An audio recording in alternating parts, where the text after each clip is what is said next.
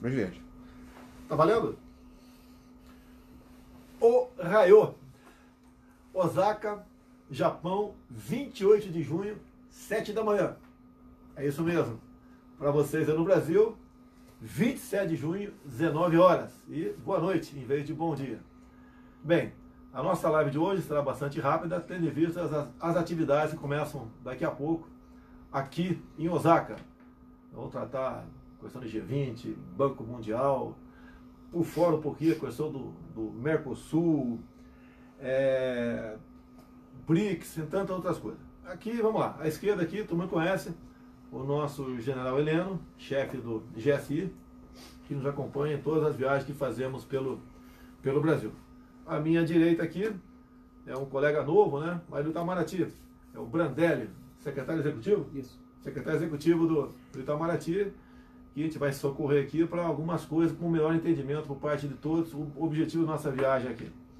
Bem, então enquanto aquece, rapidamente, o CAGED, né? O Cadastro de Emprego e Desemprego no Brasil, em maio, anunciou mais 32 mil carteiras assinadas.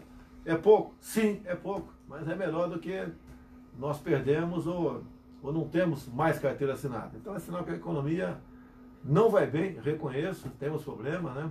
Isso passa pela reforma da Previdência, em grande parte, a situação da nossa economia, e como está sendo conversado pelo governo, pelo Congresso Nacional, a semana que vem se vota na comissão especial e, pelo que tudo indica, se aprova o texto, né?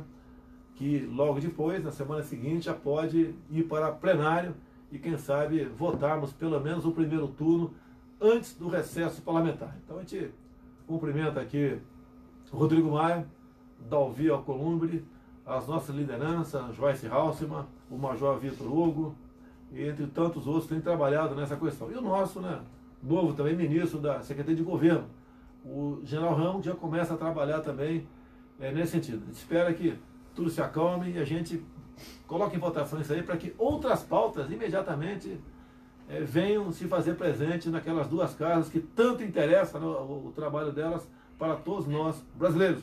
Como, por exemplo, o projeto anticrime, a questão da carteira de motorista, entre tantos e tantos outros. Lamento informar que amanhã, lamento informar com muita tristeza, caduca a medida provisória que trata da contribuição sindical.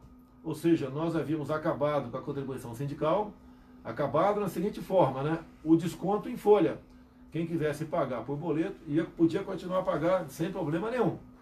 Então, manobras, sabemos aí a quem interessa aí, lamentavelmente, e a medida provisória, então, não recebeu por parte dos partidos a relação de integrantes, e ela, então, como não vai ser votada, acaba o prazo amanhã, a partir de amanhã, os sindicatos voltam a receber recursos em suas contas, né, desconto automático dos trabalhadores. Isso dá aproximadamente 3 bilhões por ano nas mãos dos sindicatos do Brasil. Que pese os bons sindicatos, outros nós sabemos o que eles vão fazer com esse dinheiro. Fazer dinheiro para fazer piquete, para fazer greve, queimar pneu, parte vai para o MST invadir propriedade, fazer balbúrdia, atrapalhar quem produz no Brasil. Então, reconheço alguns bons sindicatos. Ora, outra parte considerável vai ser para evitar que o Brasil vá para frente. É lamentável essa decisão por parte de alguns líderes que agiram dessa forma, né? Que pelo menos, né, fosse a MP para plenário e fosse votado, sem problema nenhum. Agora deixar caducar por falta de indicação dos integrantes, a gente lamenta, e eu tenho a minha opinião, né? Por que isso daí? Eu não vou entrar em detalhe aqui, porque eu quero paz, queremos aí resolver esse grave problema que tem pela frente agora, que é a questão da reforma da Previdência. Bem, daqui a pouco nós vamos se encontrar com o secretário-geral da OCDE. Ok? E depois também o presidente do Banco Mundial. Alguma coisa, Brandão? Não, enfim, é dizer que o G20 é uma oportunidade não só para o encontro dos membros do G20, né, que é o objetivo principal da gente ter vindo ao Japão, mas também para esses encontros paralelos, né? O senhor vai ter então um encontro com o presidente do diretor-geral da OCDE. O Brasil está nesse processo de aproximação e de adesão à OCDE. A OCDE é uma instituição que traz uma série de padrões e normas internacionais na conduta de governança e na economia, que ancora a economia do Brasil nos melhores padrões mundiais, né? Isso antigamente chamava a OCDE de um clube de países ricos, hoje não é mais assim, é um clube de países comprometidos com o desenvolvimento responsável e com uma economia sólida. Então é uma oportunidade para o senhor também divulgar a agenda de reformas no Brasil e as oportunidades de investimento. Quando estivemos nos Estados Unidos, eu fiz essa solicitação a Donald Trump e ele de pronto, né, concordou com a nossa entrada, mas depende dos seus integrantes, não depende apenas dele. Né? Benjamin Netanyahu, a mesma coisa, Israel. Depois tivemos com o Piñera no Chile também, a mesma coisa. Então, de modo que o sentimento nosso, pelo que nós temos de informação, ninguém é contra nós entrarmos. Eu tenho 6 países, se não me engano, querendo entrar na OCDE. E a decisão é desse grupo seleto que nós queremos entrar lá. Temos também a reunião do G20 hoje. Exato. O G20, a gente vai discursar, falar alguma coisa, vamos ouvir muita coisa também. Dizem que é uma reunião bastante cansativa, que é um discurso, umas 8 horas de discurso, né? Além das bilaterais, mas nos preparamos, estamos bem acompanhados de pessoas de Itamaraty, demais ministérios, para que possam ajudar a bem representar o Brasil nessa situação.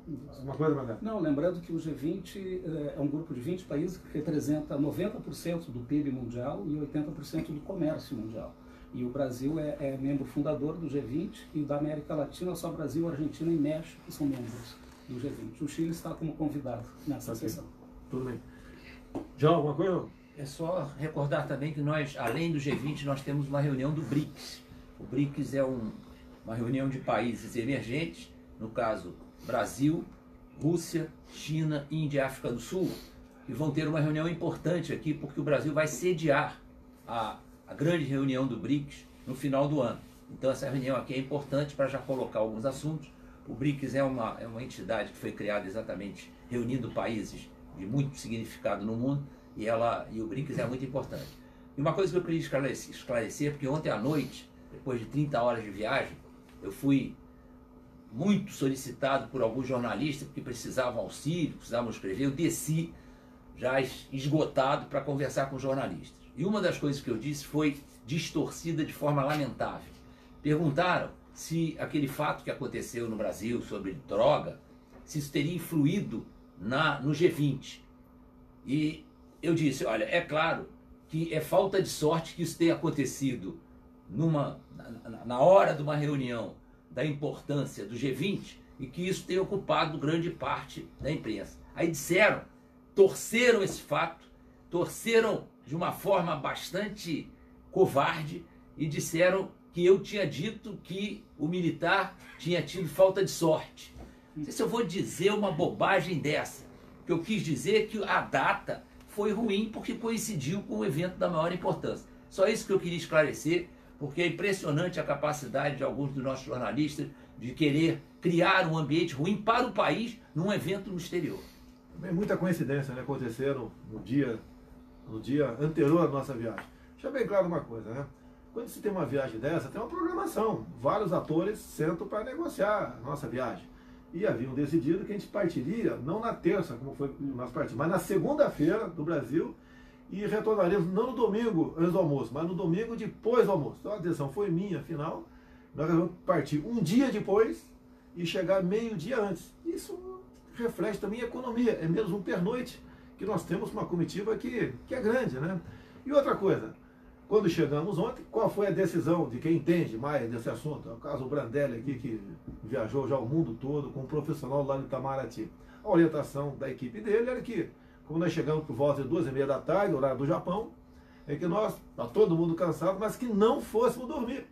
Para que for dormir por volta de 19, 20 horas, né?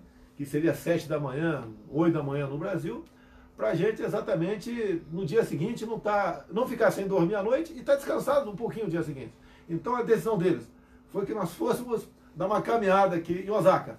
E fomos aqui numa galeria. Entre a ida e volta deu 1h30 mais ou menos. Bem, o que um jornal do Brasil falou? Que nós viemos passear no Japão. Tá legal? Então economizamos um dia e meio e viemos passear no Brasil, aqui no Japão. Se lamenta porque o que a gente está fazendo aqui é coisa séria. A gente mexe com milhões de pessoas no Brasil. O Brasil estando bem com os outros países, abrindo seus mercados, como aqui é o Paulo Guedes, diminuir impostos, abrir para o livre mercado, faz bem para todo mundo, não tem outra maneira de arranjarmos emprego. Quem cria emprego não sou eu. Eu só crio emprego quando ali a gente abre concurso público ou cria cargo e comissão. Quem cria emprego é a iniciativa privada. É o padeiro, o quitandeiro, o empresário, o agricultor, é o comerciante, é o liberal, não sou eu. O nosso trabalho é não atrapalhar quem quer produzir. E não atrapalhar passa por medidas que estamos fazendo aqui. Que viemos aqui atrás de parcerias, de contatos com os 20 mais poderosos do mundo, 90% da economia está aqui, para ajudar o Brasil nas suas transações. É isso que nós estamos fazendo aqui. Agora o detalhe, para encerrar o assunto aqui, né? Sou tão criticado, durante a campanha eu falei tanto em nióbio, né? E estou no Japão. E eu falava que aqui no Japão, inclusive, tinha uma aplicação para o nióbio para bijuteria. Então vamos lá. Comprei aqui, custou caro, hein? Estou com nota fiscal. Tá? Nota fiscal.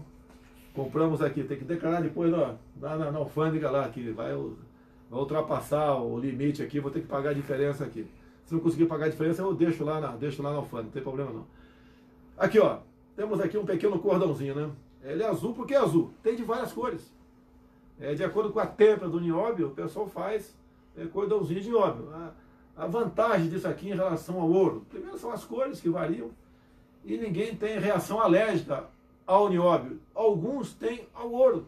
Às vezes a mãe bota um brinquinho na orelha da menina, deixa bem claro, e tem reação. E isso aqui não tem. Agora, sabe quanto? Eu te falei, né? Isso custa $1.000, mais ou menos R$4.000. Isso de ouro, eu acho que valeria, pelo peso, valeria talvez uns R$3.000 no Brasil. Então, olha só, bijuteria, entre aspas, né? De nióbio, sendo produzido e vendido aqui no Japão, ainda não está divulgado em todo o mundo, mas ao preço um pouquinho acima do mesmo material, caso fosse ouro. E daí tem gente que fica de vez em quando me criticando quando eu falo de nióbio. As aplicações são muitas do nióbio, essa aqui apenas aqui é a bijuteria. Agora, uma colherzinha aqui também, tá certo? De nióbio. Aqui não é nióbio, parece que é banhada de nióbio, não é totalmente de nióbio. Preço da colher, $150, mais ou menos $600. $150 vezes 4, 600. $300. Não, são duas, né? São duas, tá? Aqui, esse aqui, $400 o garfo e a colher. Então, $150 vezes R$600. $300 os dois. $300, dois, R$1.200. R$600 cada peça desse aqui. Esse aqui foi outro assessor que comprou aqui, ó. E um pingentezinho também aqui, ó. Serve para botar no telefone, de nióbio também aqui. Tá certo?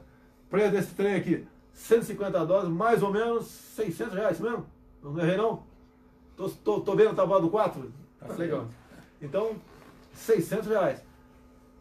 Nióbio, só o Brasil tem. Tem Araxá, tem Catalão agora, que parece que passou para as mãos dos japoneses. Foi uma das últimas ações do presidente que nos antecedeu, com o seu ministro das Minas e Energia lá atrás. E tem uma da região de Seis Lagos também, lá na região norte. Então, pessoal, tudo bem?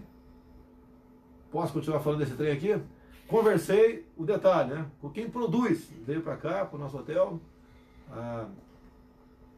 O Major aqui entrou em contato com ele ontem, trouxe para cá, conversamos, peguei o cartão dele. Ele quer uma melhor parceria conosco. Fico bem claro, ele não vende isso aqui em escala comercial. É como se fosse um hobby dele que faz essa questão aqui. Ele faz outras coisas. Ele está preocupado em produzir agora um colisor linear internacional de nióbio. Não sei o que traz aí, vou procurar um cientista para me explicar, para poder dizer para vocês. Mas, vocês podem ver, né? O Brasil é um país riquíssimo. Não vou falar de grafeno hoje não, tá legal? Eu vou falar porque tá bom demais aqui. Então, o Brasil é um país riquíssimo. Tem tudo para dar certo. Depende da nossa união. Que eu digo para muitos deputados, senadores, para gente do Ministério Público, do Judiciário, para empresários, com a nossa união. Todo mundo apontando para o mesmo norte, né? para a mesma direção, a gente tem como tirar o Brasil da situação que se encontra. Nós temos o que o mundo não tem mais. Espero que hoje não tenhamos problemas aqui quando vier a tratar de meio ambiente e preservação ambiental. Ninguém vai dar pito no presidente Jair Bolsonaro. Eu represento o Brasil. E ponto final. Quem quiser discutir comigo questão ambiental, estamos preparados para discutir. É o país que mais preserva o meio ambiente no mundo e o que menos usa agrotóxicos em seus produtos. Que tem um pessoal que sempre critica, né? O Bolsonaro, a ministra da Agricultura, os produtores rurais abusam no agrotóxico. Se abusasse, o mundo aqui, onde eu estou, não compraria nossos produtos. É fácil entender as coisas, não precisa discutir muita coisa. O Brasil é um dos que menos usa agrotóxicos, é um dos países que mais tem a maior produtividade do mundo, tá? E compete com os Estados Unidos e muitos produtos do campo. Então, pessoal, nossa passagem por aqui, espero que Deus quiser vai dar tudo certo. Antes de eu encerrar, presidente, o passeio de ontem foi muito produtivo em termos de divulgar a presença do presidente brasileiro aqui no G20. Muita gente se aproximou do presidente, inclusive muitos talvez sem saber quem era. Quando sabiam que era o presidente do Brasil, tinha um tratamento extremamente carinhoso. Nós somos muito bem quistos no Japão. Temos uma enorme colônia aqui, cerca de 200 mil brasileiros. Isso foi muito importante, porque o presidente teve uma votação quase unânime no Japão. Então, esse passeio, entre aspas, foi uma andada aqui para relaxar, para poder esticar as pernas depois de 30 horas de viagem, e foi muito boa como propaganda do Brasil. O que é importante, reconhecido pelos japoneses. Tirei umas 100 fotografias em 1h30, quase 2, no passeio aqui, rapidamente. Mostra o carinho que o povo japonês tem para conosco. Encontrei com alguns brasileiros. E à noite, a imprensa bateu também, que eu fui numa churrascaria de brasileiros aqui. Agora, olha só. Numa churrascaria de brasileiros, onde a carne era da onde? Austrália. A carne da Austrália. A carne do Brasil não entra aqui. Vamos trabalhar para a carne do Brasil entrar aqui? Vamos trabalhar. Eu não quero culpar ninguém do passado, mas no passado, qual era a preocupação de quem ocupou a presidência, né? Quem indicava o ministro das Relações Exteriores? Qual partido indicava? Tá? Para quê? Nós valorizamos o Itamaraty. Tem lá alguém formado por vocês. Quem nos acompanha são gente como vocês. Não tem alienígena no Itamaraty. Assim como na defesa tem um general, na saúde tem um médico, na justiça tem um juiz. Onde mais não? No meio ambiente tem lá o Ricardo Salles. Tá certo? É assim que nós fazemos. E a questão da carne aqui, eu confesso que a churrasquinho ontem à noite foi café da manhã, né? Porque eu não estava adaptado ainda. Então eu comi um churrasco. Imagina você comendo um churrasco 7 da manhã. Não ia dar certo, né? Ou ia, não sei, tá certo? A princípio não ia dar certo. Agora, sim, vamos trabalhar para que a nossa carne venha aqui para o Japão. Ok? Uma coisa mais não? Não, isso aí é importante, que a ida da churrascaria brasileira foi para mostrar que o consumo de carne de porco e carne de frango brasileiras aqui são muito altos. Agora, o consumo é muito alto. Agora, o consumo de carne, nós precisamos trabalhar nesse sentido. Não tem porquê o Brasil não exportar carne para o Japão.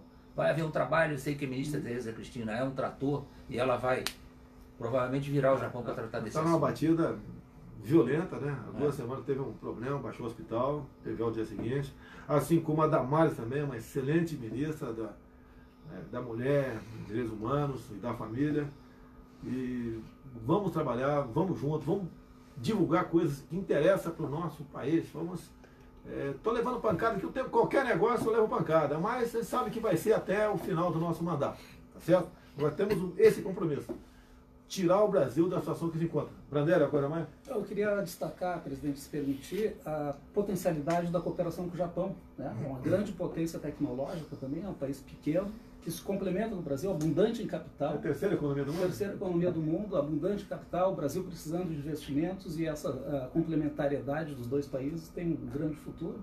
Temos muito para trabalhar aqui no país. Né? E temos a maior colônia japonesa fora do Japão. Né? E se o senhor me permitir também lembrar que agora em Bruxelas se está negociando um acordo de liberalização comercial com a União Europeia. Tá, a Tereza Cristina lá? Tereza Cristina está lá, o ministro Ernesto está lá, um secretário do Ministério da Economia e uma equipe técnica profissional trabalhando. Conosco aqui chegou ontem o Mandetta também. Chegou, exatamente. Mais um reforço para a gente. E vamos em frente. Né? Vamos em frente. O que nos tranquiliza, presidente, é que as pancadas de onde tem vindo é a maior demonstração que nós estamos certos. me associar ao episódio de ontem é brincadeira. Não vou nem responder esse negócio aí, tá ok? Vai pagar um preço alto. A investigação está aberta, IPM, toda a colaboração com a polícia espanhola. Eu quero agradecer o governo espanhol aqui publicamente, porque deteve o elemento e não deteve a tripulação. Tá? Imagine, eu acredito que seriam em torno de 7, 8 pessoas, ou mais, não 10. Tá certo? Aquela outra parte da tripulação é que me pegaria lá em Sevilha realmente. Esse outro militar que foi detido é do avião que apenas leva essa tripulação para fazer a substituição das pessoas. Mas de qualquer maneira, mesmo que tivesse no meu avião, tá certo? Seria uma falha nossa daí. Vê que o nosso avião todos são revistados, inclusive a minha bagagem é revistada. Eles nunca falaram para mim se, presidente, posso revistar a tua bagagem? Já sabe que é para revistar e ponto final, não tem problema, tem que revistar. E nós confiamos entre nós nessa missão. Lamento esse elemento aí, que pelo que tudo parece, está há algum tempo envolvido nisso, que ninguém numa primeira viagem vai botar 39 quilos de entorpecente, e vamos investigar. Esse elemento integrou aí escalões semelhantes aos 2 últimos governos que se passaram, e se Deus quiser a Polícia Federal, a nossa inteligência da aeronáutica, a Polícia Espanhola, vai chegar naqueles que realmente interessa para a gente. Esse elemento aqui, se for o Brasil, é 30 anos de cadeia. E como crime hediondo, ele vai cumprir uns 20 para poder requerer aí progressão. E se ficar aqui, eu acho que não tem prisão perpétua na Espanha, não sei. Mas se ficar aqui, complica a situação dele. Se fosse na Indonésia, na Indonésia, pena de morte, como no passado teve um traficante brasileiro preso lá e não teve clemência não. Eu lembro que foi a Dilma ou Lula que fizeram clemência. Lula pediu clemência. Lula pediu para voltar ao Brasil, não teve colher de chá e foi executado. Em consequência, o Eduardo, como é que está a Indonésia? Um país seguro? 100%. 100% seguro. Por quê? Fez besteira lá, paga. E outra coisa, fala em traficante, né? Esse cara com 39 quilos, quantas famílias são destruídas com essa quantidade de droga? Ok? Fez porque quis, livre, espontânea vontade. Deu azar, né, João? Deu azar. Na primeira viagem nossa, deu azar. Nas outras, ele viajou à vontade. Na primeira, creu, tá certo? Creu, chifre, se deu mal. Tá ok? É bom o pessoal já ir se acostumando que conosco é assim, tá ok? Obrigado, pessoal. Até a quinta-feira que vem, se Deus quiser. Brasil acima de tudo.